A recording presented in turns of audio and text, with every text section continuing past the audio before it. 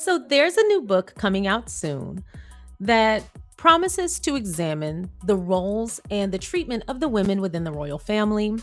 There's a lot of chatter about this book. It almost feels like it's going to be a fresh take on the coverage of the royal women, not just present day, but also historically.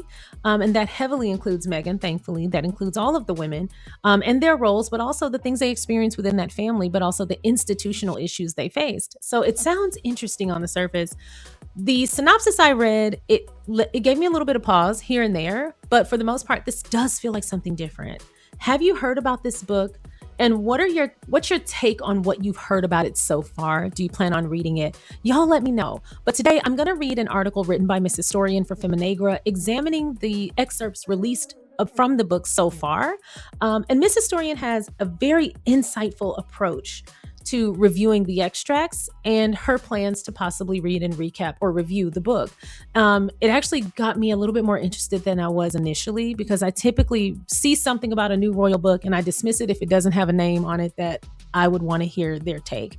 I mean, even some that I do want to hear their take, if I feel like it's just a regurgitation of different incidences, I'm just like, oh, I don't actually need a new perspective on that. I heard it from a firsthand account. I don't really need anyone else's external opinion about that. We discussed it and we're good.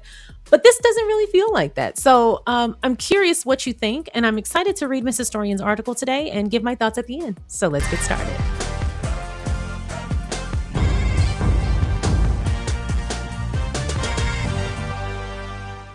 Y'all, thank you so much for clicking on my video. And if you're returning, welcome back to my channel. Today, we're going to discuss an article from Feminegra written by Miss Historyn that's discussing a new book detailing and exploring the lives of royal women, and that includes Meghan. She's actually on the cover. So I'm excited to see what Miss Historyn has to say about this and give my thoughts. The excerpts I read, I was kind of on the fence. I had mixed feelings about, but perhaps Miss Historyn will give me new perspective. So we'll see. Before we get into this, if you haven't already, please don't forget to like, subscribe, and share. Let's get started. Once again, this article is in Feminegra, written by Miss Historyn, titled, "Could the New Royal Book Divide and Rule Finally Challenge the Kate vs. Meghan Machine?" You would think that after all the breathless buildup, the Daily Fail would have put Peter Phillips and his new wife, Harriet Spurling, on its front page. A royal wedding, the Queen's grandson, a beautiful bride in a white lace gown. Surely that would sell papers. But no. Instead, the cover featured Meghan Sussex. Yes, Meghan, the woman who did not attend the wedding. The woman who lives 5,000 miles away. The woman who, according to the Fail's own reporting, has not spoken in years to Peter. And yet, there she was, front and center, with a knowing grin and a headline linking her to, wait for it, the Royal Navy's submarine problems? Because, of course, Meghan is now responsible for military procurement failures. The actual reason for the cover is a new book by feminist writer Catherine Mayer titled Divide and Rule, Royal Women and Their Battles, which profiles figures from Anne Boleyn to Meghan, Kate Middleton, Princess Diana, and Queen Camilla, Queen Consort. It is due out on June 18th, and the Fail used the occasion to run a teaser, and naturally they chose Meghan as the visual hook. Because of course they did, y'all. She's the draw. Frankly, the Daily Fail cover could have featured any of the women from Catherine Mayer's book. They could have used a photo of Princess Diana, a regal shot of the Queen, or even a flattering picture of Camilla. Y'all, they're going to have a hard time trying to find that. Now, Miss Historyn, I'm usually with you, but do not give them an impossible task. When have you ever seen a flattering picture of Camilla's ass? Now, come on now. Instead, they picked Meghan and Kate. Their headline reads, Meghan, the warning signs that everyone missed, while Kate gets the more neutral, Kate, the Royal Enigma, on the same cover. You know what? She might actually not be as brain dead as I've actually assumed she was, because she has managed to make a whole image out of literally saying and doing the bare minimum. Like, she hasn't done anything, all offense to her, she hasn't done anything worth doing. She hasn't made any huge strides. She hasn't helped hordes of people. She hasn't really committed her life to a life of service. She has made her entire image silence. looking kind of lost in social settings and even in professional settings. She put on a blazer a couple of times and they called her a businesswoman, besides having zero business knowledge or any kind of business intel. We saw her sit down with Dr. Jill Biden and try to have a conversation and completely make a fool of herself. And even Dr. Jill Biden, one of the most empathetic and sweet and intelligent women of all time, was like, okay. Like, even she couldn't save Kate. Like, she looked genuinely baffled that this is the woman I'm supposed to be having this conversation. Oh, okay. Like, she tried to recover that conversation, and Kate was not interested in doing any kind of work, any kind of planning, any kind of real substantive discussion. She was just there for a photo op, which was news to Dr. Jill Biden. But anyway, and that's just one of many instances of Kate being in conversation or pretending to be in conversation with someone, and the person on the other end of that conversation looking completely lost. And then, of course, cue the hyena laugh. Cue the hyena laugh and the cackle. But besides that, that's probably the most effort and the most work we've ever seen Kate put forth, is the hyena cackle. Now, that's all her. We're going to let her have that. She branded that. That is her creation. She can have it. I'm not going to strip anything away from her. I'm going to give you due. I'm going to give credit where it's due. That's all you with that hyena laugh. And it looks like a hell of a lot of work. Aside from that, this woman has made a whole image, an enigma even. She's a mystery. She's an enigma off of just being quiet because she has nothing substantive to say. I mean, I think this is a great example of, if she wasn't such an evil person, I would actually commend her. And again, I said if she wasn't an evil person. So this is not me commending her. But if this were anyone else who had made a whole image off of being brain dead and being quiet because of that, I would say, find your thing, find your niche. Everyone should find what works for them. She realized, like, hey, I'm not going to be able to keep up in conversation where I'm supposed to actually bring some sort of thought or even thought-provoking input. I'm just going to be quiet and smile. And then when they say something that might have a hint of sarcasm or humor, I'm just going to, because that's what I do best. And she's going to whip that little minimal lip back and pull back those teeth. And she's going to show you all the inside of her mouth with that hyena laugh. And that's her job for the day. And she managed to carve out a niche for herself. But as far as being an enigma, the media thinks we're stupid. I feel like they're playing in our face. Now, you want to know who is an enigma, who's mysterious, has an enigma? Vanna White. That's someone who does that very well. She very minimal output, but she's a symbol. She's gorgeous. She's actually a pretty hard worker. Have you ever read her memoir? She's actually a very hard worker. The image people have of Vanna White is actually pretty inaccurate. But from what the public perceives of Vanna White, she's always looking beautiful, dressed in the most gorgeous gowns. And she's made a whole multi-million-dollar career, one of the most successful people ever, off pushing buttons and smiling and having very minimal witty banter with a host. That is an enigma. That is something. That is someone that people see and they're like, I know so little about her, yet I'm so familiar with her, and yet I still want more. That is an enigma.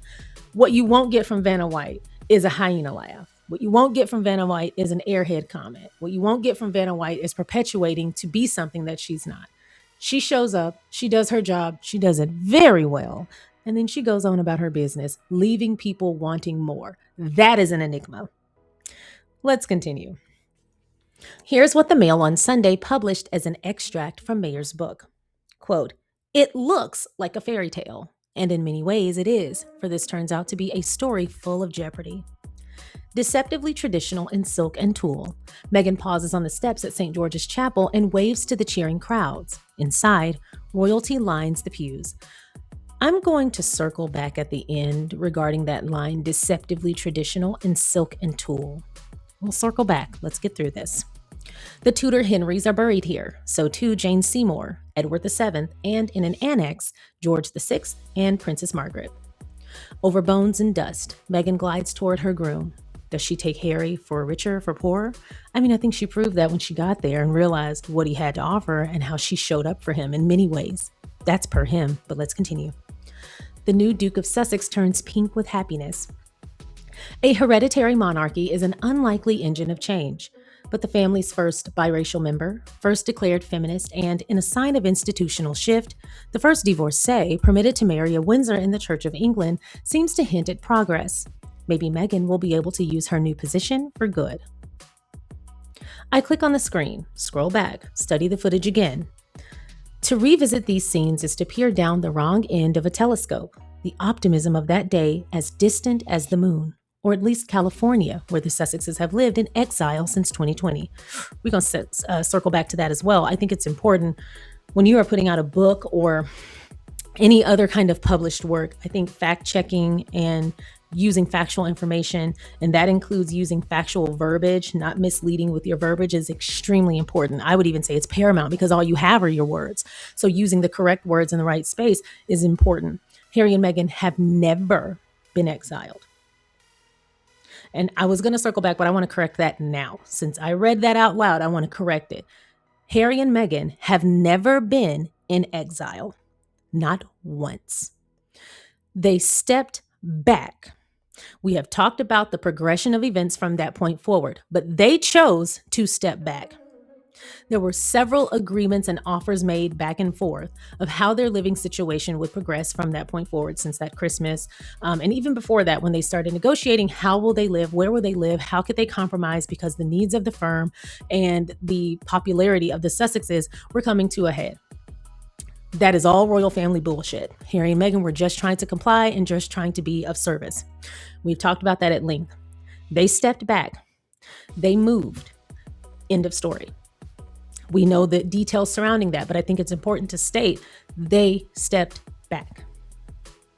They have never been in exile. And since exile is a very real thing, I think it's imperative that they don't use, and this includes the author of this book, they don't use non-factual statements to describe a very real situation. These are not characters in a book. These are real people who are still living today. And even when they are no longer living, their children and their children's children, etc., will be here. They are part of history. It is imperative that the written word reflects the truth. That is extremely detrimental to the story, but also to the factual state of to the factual recollection of history. You cannot just make things up because it sounds pretty in a book. If you're writing a book, the written word is the most important feature of that book. It's all you have. And if you're just trying to be creative or have some kind of imagery or to illustrate the anguish of the moment or the severity or the blah, blah, blah, you cannot take creative license when it comes to facts. And I think this person, in just two paragraphs here, have already shown an egregious misuse of creative liberties. And I'll put it that way. I'll put it nicely. I haven't read the rest. Maybe there's a purpose, but I just don't like when people intentionally misuse words to convey a different message when these are real people with real lives. They did the same kind of stuff to Princess Diana. All of the people who have so much reverence for Princess Diana, all the people in the media who have so much reverence for Princess Diana, and they remember her so fondly, and they talk about how regal she was and how good she was and how sweet she was, all of which are true. When she was living, they did not say those things about her. They were the ones pushing her to the brink, happily doing so. They were the ones misconstruing everything she said, misconstruing everything she wore, misconstruing everything she did. They would take any outfit and take it as a dig at the royal family. Diana steps out to prove the royal family XYZ. Post-divorce, Diana was maligned worse than mostly anyone in the world. I would only compare it to, immediately after that, I would only compare it to Britney Spears, believe it or not. But as far as in her own family, the only comparable, and I would even say the only person who's gotten it worse is Meghan. And so for them to misuse words and to exile is not we're still living. It was 6 years ago, but it was only 6 years ago. We're not talking about something that happened 30 years ago, like a lifetime ago. This was not that long ago. And we have the facts in front of us. Not only is this yet another illustration of why Harry setting the record straight was so important.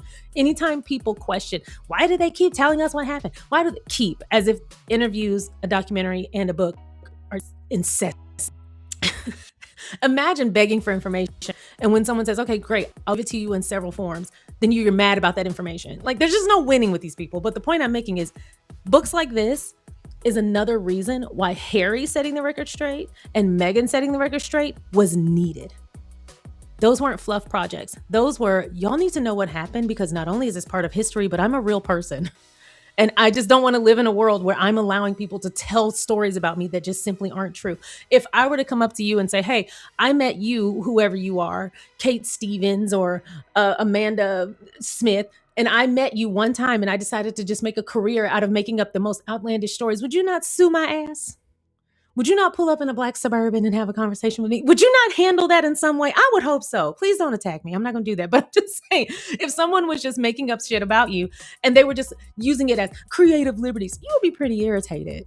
Now imagine if those conversations and those words and those stories made it to your boss, made it to your kids, made it to your family. That'd be heartbreaking. So this, from what I'm reading so far, this ain't it, but I'm going to finish reading it. I'll give my actual thoughts at the end. I just wanted to pause there. If I'm going to read your words loud, don't make me lie. And if I have to lie, I'm going to correct that shit. I'm going to call you out. Let's continue. How did the dream crumble? Even those of us who warned, quote, "Don't do it, Di," back in the 1980s, somehow dared to imagine a better outcome for Meghan Markle when she married into the royal family in 2018. She is different, we told ourselves. We weren't wrong, but that difference would count against her. How on earth did so many people who saw what happened to Princess Diana fall for the princess myth yet again? I remember the day Princess Diana died in 1997. After a colleague woke me with news of a car crash in Paris, I headed to Buckingham Palace. A hotel worker pointed to the building and told me they killed her. Jeez. At least they were telling the truth back then. Over the following days, that accusation gained currency, but few meant it literally. Anger centered on perceptions that the royal family had hung Diana out to dry. I will say this. Again, I can't speak to this factually because I don't know, I wasn't there. But I have always felt none of that was an accident. Not saying who was at the head of it, not saying any of that. I'm just saying a lot of people, not a lot, certain people benefited in ways that they were really eager to benefit when Princess Diana passed away. And so I always felt that's one hell of a coincidence if it is one. And I don't really believe in coincidences. I'm just going to be honest. I think, some things happen to happen in alignment, but I do think when certain things happen, if there are too many people, if there are too many coincidences, I'm no longer going to see that as a coincidence. I'll leave it at that. Back then, and throughout my years as a writer and editor at America's Time magazine, frequently covering royal matters, I agreed that the Windsors had contributed to Diana's vulnerability. But it was only recently, researching my new book, which looks at the lives and roles played by 8 royal women from Anne Boleyn to Kate, the current Princess of Wales, that I finally grasped the nature of the most significant forces that placed Diana in the back of a speeding limousine. These forces were not the scenarios imagined by conspiracy theorists. Rather, they were the reflexes of patriarchal systems, including the patrimonarchy, to defend their power structures and hierarchies. I have never used that word before, huh? In 1997, I remained dry-eyed. Now I weep for Diana and the damage such forces continue to inflict.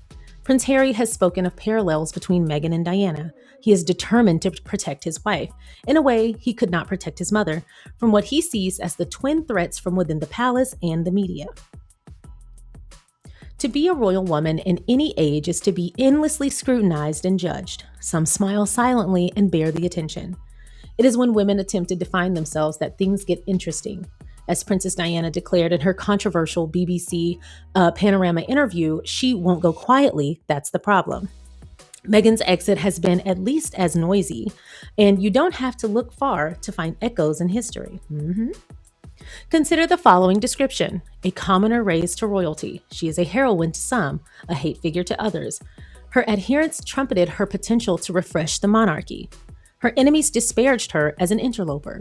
Still, the wedding went ahead. Accounts differ on the number of ceremonies, but soon she was gone, her exit brutal. Fans maintain that prejudice and plotting did for her. Critics hold her solely responsible for her own downfall.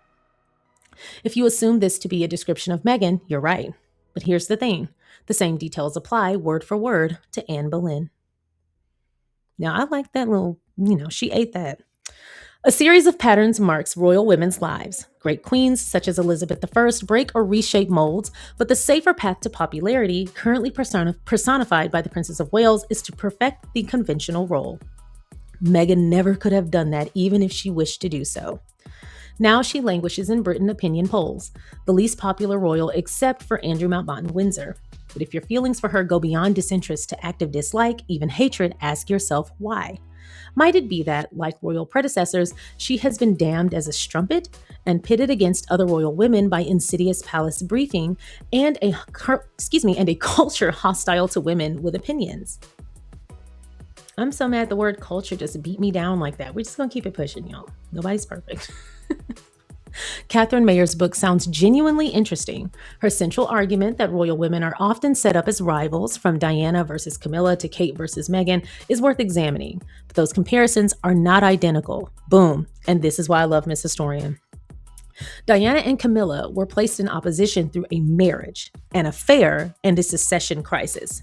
Meghan and Kate are both women who married into the same family, and there is no known romantic triangle between the couples. In fact, Harry has said that William and Kate were fans of Meghan when she appeared in Suits, and that William could hardly believe Harry's luck. And there's the issue. Not on Meghan or Harry's behalf, but there was jealousy brewing there on both ends. Jealousy over my husband has a thing for you, and jealousy of my brother got the thing that I've been coveting. That is why I will be interested to see how Mayer handles the deeper dynamics: race, hierarchy, gender, class, and the attention economy. Because with Meghan, the story is not simply two royal women were pitted against each other. Meghan represents something historically significant. She is a biracial American woman who entered one of the oldest white institutions in the world, became globally visible almost overnight, and then became a lightning rod for anxieties about race, class, femininity, empire, and modernity. As a student of history, I am always fascinated by royal women and how society treats them, fairly or unfairly, because that treatment tells us so much about the world around them. Royal women are never just individual in pretty dresses. They become symbols. People project values, fears, fantasies, and resentments onto them. That is what happened to Anne Boleyn, Elizabeth I, Queen Victoria, Princess Diana, Camilla, Kate, and Meghan, Sussex, in very different ways. Mayer has previously acknowledged that the racism directed at Meghan was real, and that the abuse, sorry about that, you guys, and that the abuse was wildly disproportionate. That gives me some hope that her analysis will be more nuanced than the usual royal commentary. But I will also be watching carefully to see whether the book falls into the same trap that Black feminist thinkers have warned about for generations, treating womanhood as if race does not change the terms of the conversation. Sojourner Truth made that point in her 1851 speech, Ain't I a Woman?, when she challenged a mainstream women's rights movement that failed to account for the compounded realities of being both Black and female. Any serious analysis of Meghan must acknowledge the central fact. The press and the palace did not treat her simply as a royal woman. They treated her as a Black royal woman, and that distinction reshaped every attack, every comparison, and every so-called scandal around her.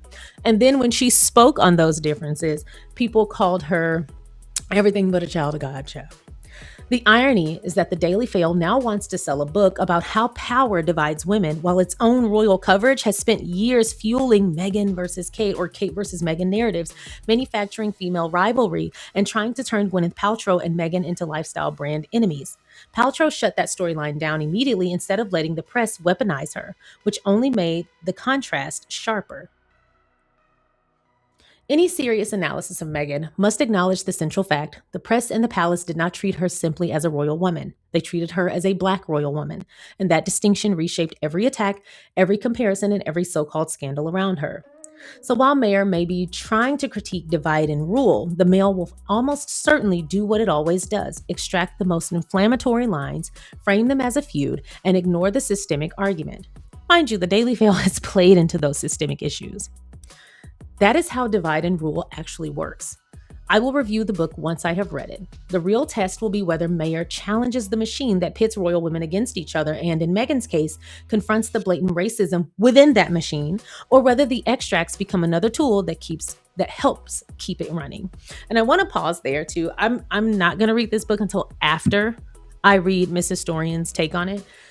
I have just gotten past the point of, one, I just really don't see the purpose in reading some of these things if they're just going to continue to regurgitate the same stories and make the same points without offering a fresh take, especially for those who are close or in close proximity to the royal family and the institution itself. When people are, observing, I feel like those conversations, we've had them for years now.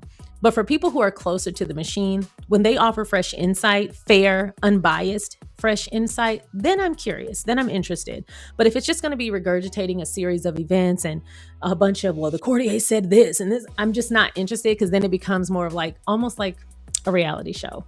And if I can preserve my energy, I will. I don't feel good about the fact that she used exile. I know that seems like a very small thing, but words mean things, and misrepresenting how that went down just feels like maybe an indicator that we're going to see a few other cheap lines like that just to keep the reader hooked. Exile sounds a lot more interesting than step back. Exile sounds a lot more scandalous than step back. But by doing that, you're playing into the very same machine that you're criticizing. You're part of it. Why not do something different? Why not find a more creative way to keep your reader hooked that does not negate facts? So aside from that, it sounds kind of interesting. I appreciate the fresh take. I also want to point out, yes, the institution does pit women against each other. But I also want to pause. That has nothing to do with Camilla. I don't even like Camilla being included in these conversations. That has zero to do with Camilla. If they had said, oh, there were issues with, I don't know, Princess Anne and Princess Diana, or, things like that, then okay, I got you. Or Princess Diana and Queen Elizabeth, or what have you, Princess Margaret and Queen. Like, if there were issues for the women who were in that family, and they talked about how the institution played into that and how that has been a historical issue, etc., then I got you. But I want to pause. Camilla is not involved in that. Camilla, in my opinion, doesn't fall under that umbrella because she is the issue. Because honestly, she shouldn't be there. Everyone else has a reason to be there. And so being within that fold, if they come across any kind of issues between themselves, especially systemic issues, and especially institutional issues, especially issues regarding protocol and hierarchy, yeah, that falls under that umbrella. But when you have a known hussy, and I'm not trying to be an asshole, but this woman was a mistress. Of course I have issues with her. She's sleeping with my husband. Of course I have issues with her. She broke up my son's marriage. Of course I have issues with her. She broke up my brother's marriage. If every other woman in that institution doesn't like Camilla, they have a reason to, because she gave it to him right along with Charles's ass. Diana has a reason to not get along with Camilla. Camilla don't have any reason to not like Diana. Camilla was the problem. She wanted to be the problem. That wasn't institutional. She's a problem. That's a lack of morals and lack of character. That's a her issue, not institution. Because I can guarantee, well, I'm pretty sure the reason she pursued Charles is because she wanted power. But the point I'm making is, if Charles weren't royal, and this was just regular old Charlie boy and regular old Diana, and he had a next door neighbor named Camilla, and he was sleeping with her, then we wouldn't be saying, oh, society pits women against each other because Diana and Camilla don't get along. We would be saying, that's a mistress. Why would the wife have anything for her? She's in the wrong, no matter how you slice it. He's in the wrong, no matter how you slice it. Yes, it takes two to tango, but that doesn't mean I'm ever going to get along with you. You broke up my marriage and he let you. So you're both wrong and you can both go to hell. Camilla being in that family is a fluke. She never should have been there. So if every other person can't stand her ass, and I'm even going to include Kate, if Kate don't like Camilla, if Meghan don't like Camilla, if Queen Elizabeth didn't like Camilla, if Anne didn't like Camilla, if Margaret didn't like Camilla, if no one liked Camilla, Camilla brought that on herself because she broke up a marriage on purpose. Not just broke up a marriage. Y'all know I hate Camilla. She didn't just break up a marriage because, again, they both in the line of fire with me. I have not liked Charles since I read Princess Diana's book, and I'm not going to. That ship has sailed. I don't like a cheating ass person, man or woman. But I'll say this. When you are intentionally being a mistress or intentionally being a gigolo or a side man or whatever, men can be mistresses too. This is all inclusive, gender neutral. If you are intentionally sleeping with a married person, you are wrong. Could you sleep with that married person without their consent? No. So the married person is also wrong. They're more wrong. They're more wrong than you because they actually have the commitment that they are breaking. Now that we've gotten that out of the way, you're still wrong though. If no one likes you because of that, you brought that on yourself. Should people have the same amount of smoke for both parties? Yep, which is why I do. But here's what bothers me about Camilla's situation, where everyone wants to just kind of gloss over history and act like, well, it was just such a messy situation because he could marry who he wanted to. I don't give a damn. That's not Diana's fault. If he could marry who he wanted to, then he shouldn't have got married until he could, or he should have made amends with that before he chose to marry. There's no in between. Diana did not deserve to bear the brunt of two star-crossed lovers who cannot be together. I don't give a damn about your love story, ho. You shouldn't have cheated on me. Poor Diana. Imagine someone coming to you, and I think because she's beautiful and she was royal, and to the world, it seemed like she just had it all, so a little infidelity, not a big deal. But imagine if you've married someone who you love, you've fallen in love with, you've married someone, you've taken on this great task of being a wife at 19 or 20. She was 20 at the time of the nuptials, but she was 19 at the time of the proposal, or at the time of the union. But imagine you're in the very, very, very early stages of your adult life, and you're barely in it. You're in the front yard of your adult life. You haven't even gone through the front door. And a 30-some-odd-year-old man marries you. And now you have all these responsibilities pertaining to his life. You have to give up your whole life, whether that's on a royal level or just in a day-to-day level. This happens every day. A younger person falls in love, marries someone who is much older, much more wiser, much more worldly, and has the power to not only manipulate, but there's a power dynamic here. And with them, he's royal. So there's an indefinite power dynamic there, a huge one. Diana was outnumbered and outclassed, I guess you could say. Not even classed, because she was in the aristocracy. But the point I'm making is she was in a world that was foreign to her in some ways once she got married. She had to learn a whole new role for herself, a whole new life for herself, a whole new disposition. She couldn't even carry herself the same. Diana was a very jovial, fun person who loved to spend time with kids and her friends, and she just kind of liked to enjoy life. She loved to dance. She loved to rollerblade. Like, she was just such a fun-loving person. And they took all that gumption and that sparkle and that happiness and that empathy and that just love of humanity and love of her fellow person and just that innocence, and they tried to minimize that into being a smiling mannequin. He called her fat. He abused her mentally and emotionally.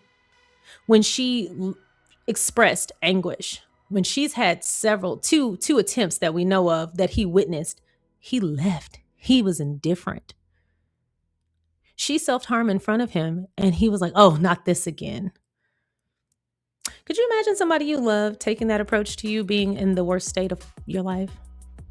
Could you imagine loving someone and seeing them in that much anguish and being like, oh, here this shit go again. I'm so over it. He is not a good person. We all have bad moments, but that is a bad person. And so he and Camilla are equally yoked. Now, he was right about that. I'll give him his credit where it's due. They were right. They belong together. But what they didn't deserve to do was harm someone, steamroll an entire person in their life in order to have each other. And I've seen Camilla and I've seen Charles, and neither of them is worth all that. But the point I'm making is they didn't just cheat. They abused Diana. I mean, he welcomed his hoe, his mistress, into his life with his wife, wore her cufflinks on his honeymoon, had her pictures in his diary, only for Diana to find, and was heartbroken on their honeymoon. And then when they got back, he got right back to hoeing. He didn't even give the marriage time to breathe. He would pause in order to make the children, and he would give her glimpses of what she expected their life to be like in a marriage. He would be I won't say a normal husband, but he would be somewhat normal to her. He would be loving towards her. He would have fun with her. He would kind of show her the personality that she kind of fell for, that vulnerability that he showed her. He would show her that again. They would fall back in. Then, of course, they produced William. Soon as she got pregnant, he was back to being an asshole. The dust settles. It's time for the spare. Things go well again. They travel. They fall back in. As soon as she gets pregnant. And even somewhat during that pregnancy, from what I remember from her book, he was still kind of caring. He was still kind of kind. But as soon as Prince Harry was born, and actually as soon as he found out Prince Harry wasn't a girl, when Prince Harry was born, he was back to being cold and indifferent. And that one sustained. He stayed that way towards her. And so he was just as trashy. Actually, he was more trashy, more disgusting, more evil than Camilla. But they were equally yoked. They're going evil for evil over there, tit for tat. They're both evil, horrible people. I don't want to keep doting on it, but when people include Camilla in conversations about the women in the royal family and how the institution and the firm and systemic patriarchy pits them against each other, I have to laugh at that, because I'm like, she's actually the weapon formed against these other women. She's not a victim of it. She's a weapon formed against it. And yes, internalized patriarchy, internalized misogyny can corrupt even the sweetest woman and make her a party to the same thing she's suffering from. That happens. That is not Camilla. Camilla likes the position she plays. She likes competing with these other women. She likes having leverage over these other women. She likes suppressing these other women because it makes her feel powerful.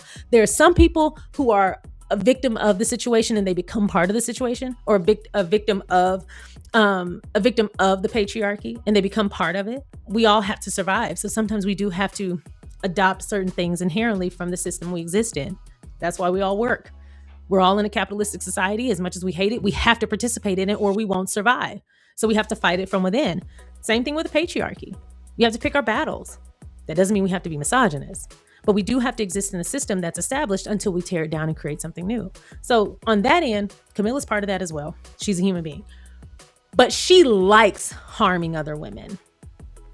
She enjoys it. When she looked at Diana in the face and Diana said, "Do not mess with my husband," or "Why are you sleeping with my husband?" or "I know you're sleeping with my husband," or something along those lines. And this woman said, "You have the eye of every man in the world. You can have anyone you want. You have 2 healthy sons. You have a great life. Why can't I just have this?" And this is that woman's husband. That's somebody evil for real. That's an evil soul. You know how they say some spirits were never human? I watch a lot of scary movies and they'll say like, "Oh, well, demons are different. Demons and ghosts are not the same thing because demons were never human." They're talking about Camilla. That is a demon in a human skin. That's a skin suit, and a poorly constructed one at that. That is a terrible skin suit.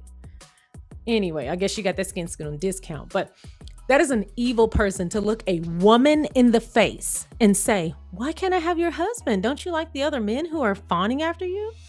Mind you, I've said all this and I failed to even mention Camilla was also married. Child, if you've watched my Diana, Her True Story in Her Own Words by Andrew Morton recaps, then you know how I feel about Camilla and the whole Highgrove set. I pay them dust at every turn. Some of them, and most of them are probably already dead by now. I still pay them dust. I will forever hold against them what they did to Princess Diana. Because they didn't just commit infidelity, which is bad enough. That is emotional and mental warfare. That really does change how your brain works. Deception and betrayal changes how you operate. It changes you on a human level. You never operate the same again. You never operate the same again. If you struggle to understand it, listen to Beyonce's song Resentment. That's a really great example of what happens when somebody betrays you and you try to move forward with them. That's one hell of a song. It's very descriptive and it's very accurate. And it's even still on a small level. It's one thing for the betrayal to be the issue. That is horrible. But they mentally manipulated Princess Diana. They gaslit her. And not just the 2 of them, but the whole damn family. The Queen Mother made fun of Diana for crying that Charles was cheating on her. She laughed at her because she said she feels like she does, not that she doesn't deserve it, she feels like she's better than that. Like she mocked her for expecting her husband to be faithful. They didn't say, "Hey, Charles, come to the side. I've been a woman who's been harmed. Be better than that. Be better than what you've been taught. Be better than what you've seen. You can do that. Look at what you've done." They didn't try to counsel him. They made fun of her. Now, again, there's surviving within the established system, even when it harms you. And then there's being a party to the harm within that system. That's what I'm talking about. And that isn't an institutional issue for the firm. That's a person-to-person situation, much like Kate. Yes, Kate got some hate when she first entered the family. She still gets hate from time to time. And on that, okay, she didn't deserve that. But when she chose to inflict harm on Meghan, knowing just a piece of what Meghan was experiencing, because she could never fully understand, because she doesn't have the racism element. She didn't have the divorcee pushback, and she certainly didn't have the American pushback. So she experienced some of what Meghan experienced, and we saw how that took a toll on her. That lady was walking around with bags under her eyes that looked like grocery bags. Hell, she was carrying big totes under her eyelids. That lady looked stressed, hair dry, frown. She was going through it in some of those paparazzi pics because they were wearing her ass out, turning her every way but a loose with those headlines. And so you then turn around and say, "I know what that feels like on a small scale. Let me induce more." How pathetic. If there are 2 comparable women in this situation, I would say it's Camilla and Kate. Although Kate, to my knowledge, was never a mistress. And okay, I'm not going to congratulate you for doing what you shouldn't be doing no way. But as far as being a party to the system and being a party to the worst sides of it, even though you know what that feels like, shame on you. Shame on you. But especially Camilla. She doesn't deserve to be in those conversations because she likes being a party to the harm done to other women. She gets no sympathy from me. Thank you so much for watching the Sharion Sade YouTube channel. I appreciate you watching my content. If you haven't already, please don't forget to go ahead and like this video by hitting the thumbs up. Please don't forget to subscribe by hitting the subscribe button. And don't forget to comment along the way. If you feel so inclined, please don't forget to share so that more people can find us. Once again, thank you so much for watching. Now let's get back to the video. The next day, Meg had a text from Kate. There was a problem with the dresses for the bridesmaids, apparently. They needed altering. The dresses were French couture, hand-sewn from measurements only, so it wasn't a big shock that they might need altering. Meg didn't reply to Kate straight away. Yes, she had endless wedding-related texts, but mostly she was dealing with the chaos surrounding her father. So the next morning, she texted Kate that our tailor was standing by, at the palace. His name was AJ. This wasn't sufficient. They set up a time to speak that afternoon. Charlotte's dress is too big, too long, too baggy. She cried when she tried it on at home, Kate said. Right, and I told you the tailor has been standing by since 8 a.m. Here, at KP. Can you take Charlotte to have it altered, as the other mums are doing? No, all the dresses need to be remade. Her own wedding dress designer agreed, Kate added. Meg asked if Kate was aware of what was going on right now with her father. Kate said she was well aware, but the dresses. And the wedding is in 4 days. Yes, Kate, I know. And Kate had other problems with the way Meg was planning her wedding. Something about a party for the Page boys. The Page boys? Half the kids in the wedding are from North America. They haven't even arrived yet. They went back and forth. I'm not sure what else to say. If the dress doesn't fit, then please take Charlotte to see AJ. He's been waiting all day. Fine. A short time later, I arrived home and found Meg on the floor, sobbing. I'd cleared all this in advance with Willie. I'd asked my brother if I could have the bracelet and told him what it was for. I don't recall him hesitating for 1 second in giving it to me. He seemed to like Meg, despite his off-cited concerns. Kate seemed to like her too. We'd had them over for dinner during one of Meg's visits, and Meg cooked, and everything was good. Willie had a cold. He was sneezing and coughing, and Meg ran upstairs to get him some of her homeopathic cure-alls. Oregano, or as the Americans say, oregano, oil, and turmeric. He seemed charmed, moved, though Kate announced to the table that he'd never take such unconventional remedies. We talked about Wimbledon that night, and suits, and Willie and Kate weren't brave enough to admit to being superfans, which was sweet. The only possibly discordant note I could think of was the marked difference in how the two women dressed, which both of them seemed to notice. Meg, ripped jeans, barefoot. Kate, done up to the nines. We made our first public outing with Willie and Kate, the Royal Foundation Forum, February 2018. All four of us sat on a stage while a woman asked us softball questions before a fairly good-sized audience. All four of us were having fun. The whole atmosphere was hugely positive. Afterwards, one journalist dubbed us the Fab Four. Here we go, I thought hopefully. Days later, controversy. Something about Meg showing support for #MeToo and Kate not showing support via their outfits. I think that was the gist, though who can say? It wasn't real. But I think it had Kate on edge, while putting her and everyone else on notice that she was now going to be compared to and forced to compete with Meg. All this came on the heels of an awkward moment backstage. Meg asked to borrow Kate's lip gloss, an American thing. Meg forgot hers, worried she needed some, and turned to Kate for help. Kate, taken aback, went into her handbag and reluctantly pulled out a small tube. Meg squeezed some onto her finger and applied it to her lips. Kate grimaced. Small clash of styles, maybe.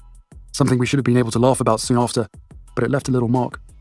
And then the press sensed something was up and tried to turn it into something bigger. Here we go. Why isn't your office standing up for me? Why haven't they phoned this execrable woman who wrote this story and demanded a retraction? Kate, flustered, didn't answer, and Willie chimed in with some very supportive-sounding evasions, but I already knew the truth. No one at the palace could phone the correspondent, because that would invite the inevitable retort. Well, if the story's wrong, what's the real story? What did happen between the two duchesses? And that door must never be opened. Who could have planted such a thing? Who could have leaked it to the press in the first place? Who? We went around and around. Willie leaned back and conceded that, while we'd been on tour in Australia, he and Kate had gone to dinner with Pa and Camilla. And alas, he said sheepishly, he might have let it slip that there'd been strife between the two couples. A heavy silence fell. I told Willie, you, of all people, should have known. He nodded. He knew. In pre-wedding conversations with police, we learned that we'd become the prize target for terrorists and extremists. I was a bullet magnet again, but standing next to me would be the person I loved most in the world. A best-selling book describes the day special forces came to our house, grabbed Meg, put her through several intense days of drills, pushing her into back seats and car boots, speeding away to safe houses, all of which is utter nonsense. The palace floated the idea of not giving her any security at all. because I was now sixth in line to the throne. How I wished reports about special forces were even partly true. Willie blamed one person, Meg. He told me so several times, and he got cross when I told him he was out of line, spouting fake stories he'd read or been told. The great irony, I told him, was that the real villains were the people he'd imported into the office. Meanwhile, in the midst of all this, Meg managed to remain calm. Despite what certain people were saying about her, I never heard her speak a bad word about anybody, or to anybody. I watched her redouble her efforts to reach out, to spread kindness.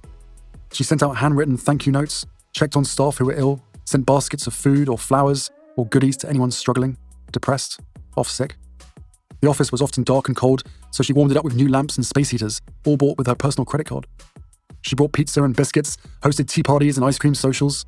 She shared all the freebies she received, clothes and perfumes and makeup, with all the women in the office. I stood back in awe at her ability or determination to always see the good in people. Now, I understand I went on a bit of a tangent, and I do apologize because that is not, we went all off topic.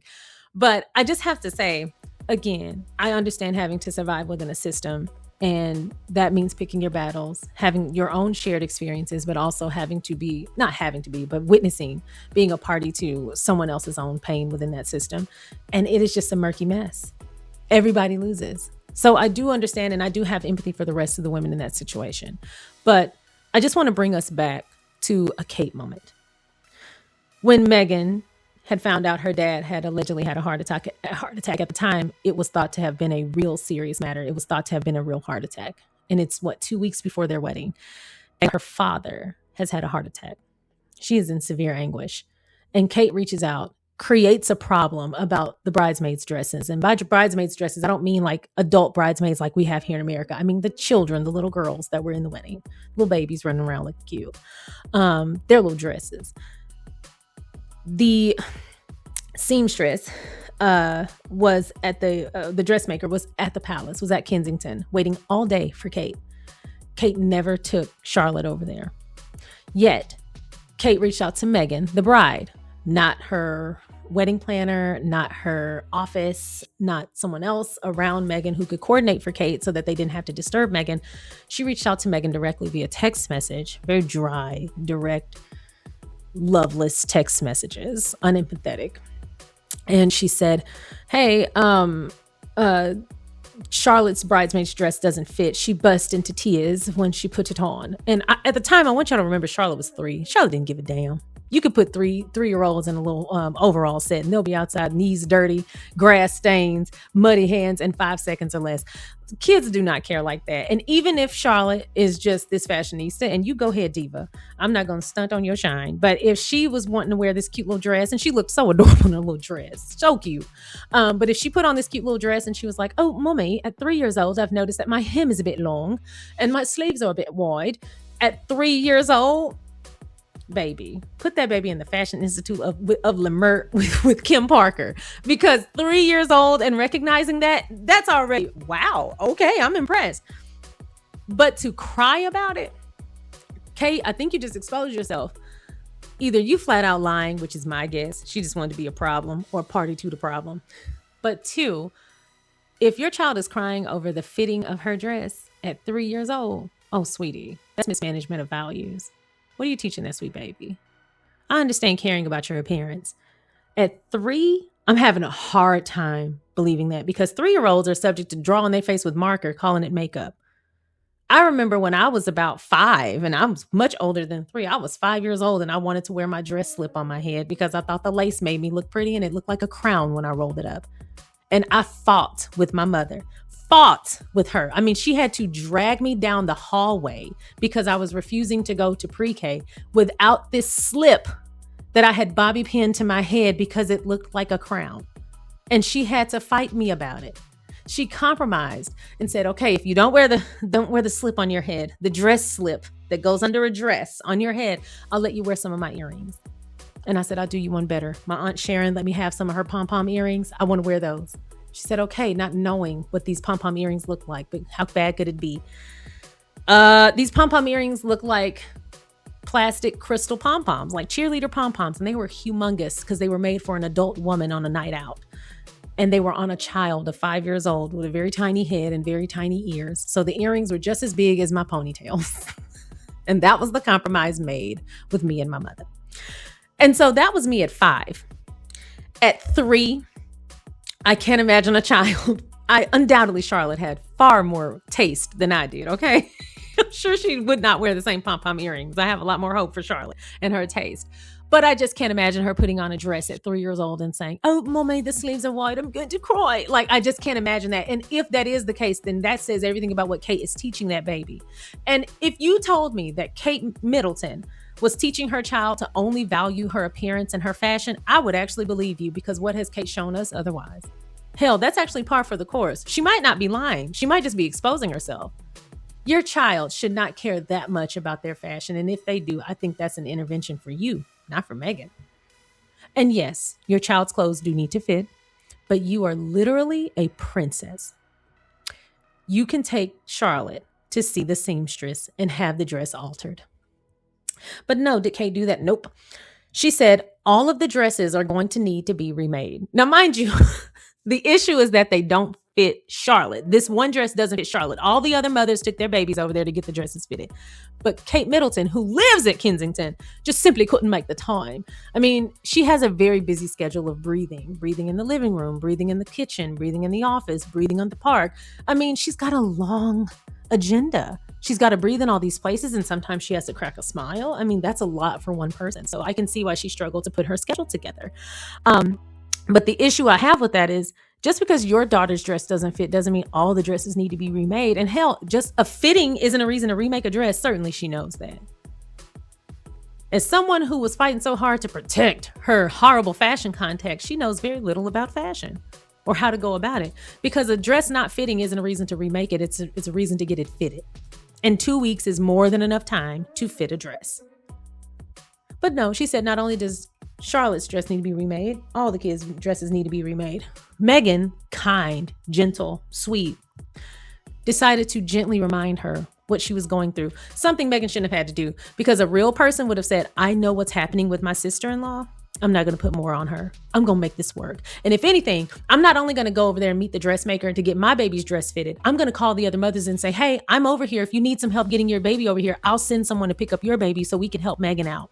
What else needs to be done? Let me call my brother-in-law and say, hey, what else does Meghan need handled? I'm free today. Or hey, let me call the wedding planner, who I undoubtedly have contact information of, and say, hey, what else does Meghan need from me? I'm open, I'm free today, and I can get it done. And that would have been my mindset for the 2 weeks leading up to my sister and brother-in-law's wedding. But that's me. So Kate don't make any sense to me. But remember, I said she enjoys being a party to the pain of other women, just like Camilla. Side note, Meghan is gentle and says, hey, do you know what's going on right now? And Kate actually says, yes, but the dresses. So that was Kate acknowledging, I know that your dad had a heart attack, because at the time it was believed that he did. I know your dad had a heart attack, but my daughter's dress. So when we talk about the institution putting women against each other, yeah, it absolutely does. And it lays a great platform for them to pit against each other. But there are some women who enjoy being against other women. And that speaks only to the degradation they have inside themselves for their own self-worth. They don't believe in themselves. They don't love themselves, because a person who loves themselves shows the world kindness. Kate don't show the world kindness, and she damn sure don't show the kindness to other women. She's a person who is extremely male-centered because she's power hungry. And the man she hitched her wagon to has power and will only continue to gain more. And she didn't want anyone eclipsing her, the image of her, or that power, even though Meghan's existence was not a threat to that. Only if you're in competition was Meghan's presence in that family a threat, because she inherently made that family better. She improved their image. She brought real purpose and substance to the work that they do. She worked her ass off. She worked hard, used her own resources to improve that family and some of the grounds of that family, the home. I mean, hell, we talked about Notcott for quite a long time. We had a whole hour-long video talking about Notcott. That's all Meghan and Harry. Emphasis on Meghan and her presence. She helped Harry in so many ways, and he's always happy to sing her praises. She came into that family and she elevated everything and everyone around it and within it. And they tried to hang her out to dry.